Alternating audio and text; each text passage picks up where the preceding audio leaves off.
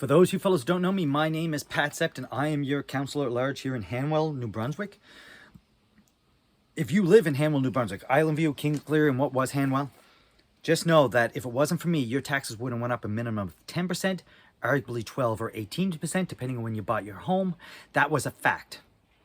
And I got charged a code of conduct for catching it. Let me explain a little bit about it. First and foremost, I take no pleasure out of these videos. I take no pleasure talking about these issues. This is not what I should be talking about. I should be talking about issues that are important. The last couple of weeks, I didn't post any videos because we had the fires in Nova Scotia and St. Andrews in New Brunswick, and that needed the time. Then we have Bill 713, a policy Bill 713 that should be discussed and need a room for people to talk about. Bill 45, which I happen to be for. But if I was in Fredericton, St. John, Moncton, a bigger area with professional people around them, I'd be against it myself. But because I'm here in Hanwell, I'm absolutely for it, and I'm encouraging it to go, carry on. So how did this process come about? First, we had a budget. And this one here, by the way, the code of conduct is the budget process. We had a budget that was designed over 6 to 8 months. I don't know how long they spent. I was kicked off the committee early on. I don't know how long the province and the CAO, the mayor and deputy mayor were working on this, and one other councillor were working on this budget process. I don't have an issue that there was a mistake made. If you think I'm perfect, don't vote for me. I'm not your huckleberry. I'm not perfect, nor should they be. But my job and oversight, that's why we have a quorum. That is my role. It's my professional role, is oversight, to check and call balls and strikes as I see it. And you are to call me out and my balls and strikes and checks and balances. That's how it works. You check me, I check them. We all get along. That's how it's supposed to happen. No, nay, nay. So, during this last budget process, and if you're from a municipality that didn't have to go through this, you may be shocked. So this time, we weren't even allowed to vote on it, this budget process, because of the amalgamation, the green paper, the white paper. We weren't even allowed to vote on it as councillors. What they did is they built a quorum of some different people. And by the way, arguably, not a bad idea. Still, not really a great idea, because there was really no accountability, except for when I spoke up and got a code of conduct for it. So let's say that we had Islandview, Kingsclear, and Hanwell. We had people from everywhere over, and there were trusting people in the room. Trusting people in the room have done this forever, as the conversation goes. Anyway, so I was part of a spook fest. I wasn't allowed to be part of the budget process. I only asked for one thing, which they made a big point of pointing out there, and I'm happily telling you, is I wanted to divide up how the charitable givings were done. Now, I have multiple reasons why I would like that done, but one of the reasons was, and let me read it to you.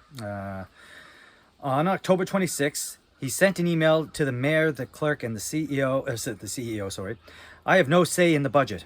The only thing I wanted was to separate the charitable givings by council, so I wouldn't be put in a position again where I had a vote so as you, the clerk, CEO, and the deputy mayor to have 10% of a charitable community budget so you can have a private party on a boat in Yoho while I was trying to get the vote for safe passage for kids to cross the highway to get to our facilities. Now, how did I get to that statement? It didn't happen in a vacuum. So, on October, we had Spookfest. While they were doing some budget meetings, I couldn't attend the last one because I was attending another community event, a meeting for our council. The Spookfest one, it went off fairly well thanks to all kinds of fantastic people in our community. Really good people in our community stepped up.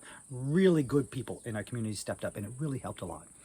So, I get back, and now I'm saying, what's $80,000 to you? I bet you couldn't tell me what it means. What does it mean to your house if I spend $80,000 on something? Well, I can't tell it until I run it through a calculator.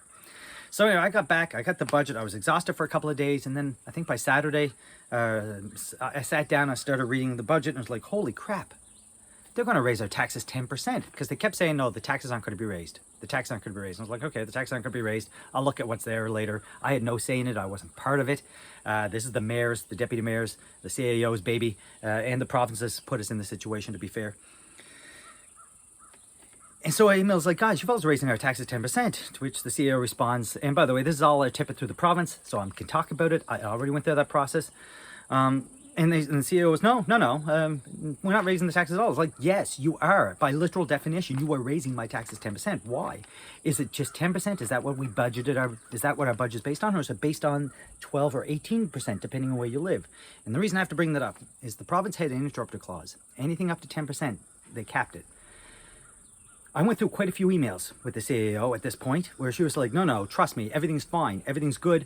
No. She does this for a living. I don't know what I'm talking about is pretty much what it was like. No, everybody's homes went up. She goes, well, home prices go up every year.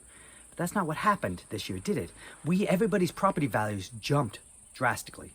Ours on this side of the 640 went up 18.5. On the other side of the highway, 640, went up 12.5. Islandview and Kingsclear went up 12.5. So therefore, if you keep the tax rate the same, but your property value goes up 18.5, that means you just increased your taxes, if you're using the interrupter, 10%. If you just bought your home, your taxes would have went up 18.5%. It's 12.5%. So a lot of back and forth in this thing, and the mayor and the CEO kept saying, and I was like, this isn't my budget. This is obscene. I'm not for it. I would never be able to vote for this. I couldn't. This is not my budget. And the CEO kept saying, this is your budget. You're part of council. I was like, no, it's not my budget. I would never let this happen. Ever let this happen. And the CEO kept saying, it's your budget, your budget, your budget. To which I finally responded, no. Because if for no other reason, the only thing I asked was to separate the charitable so that for instance, in this case, in July 2022, the deputy mayor brought up a motion that she wanted $500 for a party in Yoho. And I'm not begrudging parties for Yoho. But this isn't really for the public. It's just for the private owners of the property. And I wouldn't have typically voted for that. With the exception, that same day, I was trying to get a vote for a sidewalk to go down so we can protect the kids when they're walking on the Hanwell, biking on the Hanwell. And that's what I was trying to do that day. And I figured, well, $500 loosens us up. Maybe it's worth a gamble. I wouldn't have normally voted for it. And to the CEO's credit, the CEO said, and she said this later on in a statement in my charges, she would have been happy to sit on the side of the highway to watch the fireworks. She didn't need to go on a boat with the deputy mayor to have this private party. I was arguing why, and the only thing I asked for in the thing, and I got a code of conduct because I was trying to refute, this isn't my budget. The same literal words said by the CEO when asked by a citizen during a council session, I believe in February 2023, she literally said the same thing I said.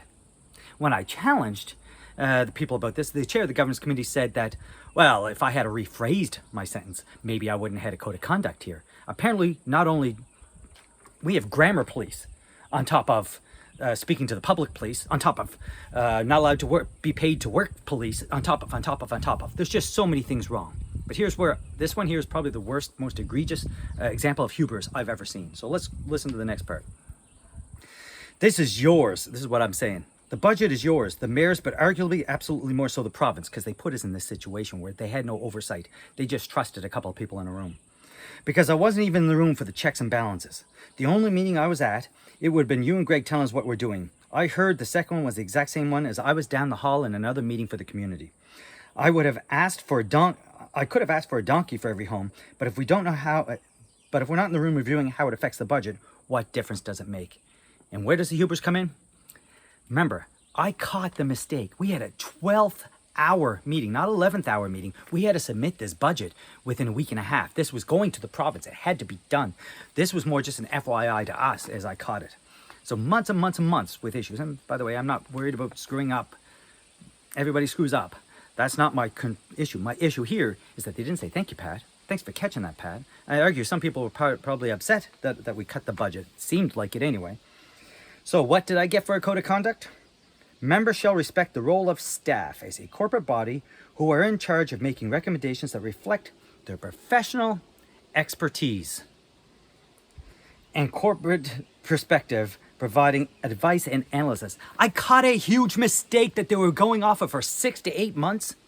I caught that mistake, and I am getting charged because I didn't respect their expertise, their authority. Your taxes would have been up 10 to 12 to 18.5% depending on where you are when you buy your home. And I didn't respect their expertise? What hubris? What type of hubris is that? I can't make that up. It's my job, and there's where the problem is. They're not respecting my right for oversight, my right to explain to people why I vote for something, and my right to vote for something is my right. You, the elected body, get to tell me you're an idiot and you shouldn't be back there anymore, but they do not get that authority. I get that authority. I can tell you exactly why I'm doing stuff, and you get to judge me based on it, and that's how politics. That's how elections, that's how municipalities are supposed to run. You get a say, and I get a say, and we all move forward together. But instead, I didn't respect their authority. Their authority. Excuse me for making a South Park joke. I didn't respect their authority. And I get a code of conduct for catching the very mistake that saved egg on their face, I would hope, at the 12th hour. But yet, they're going to put out a policy so that they have the ability to fire a councillor. I don't know if it's going to pass. I don't understand any other community in the world who thinks they can do this. But our team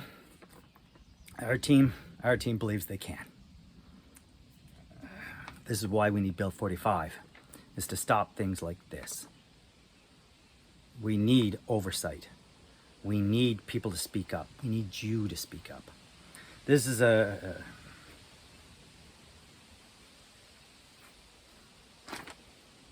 I can't even,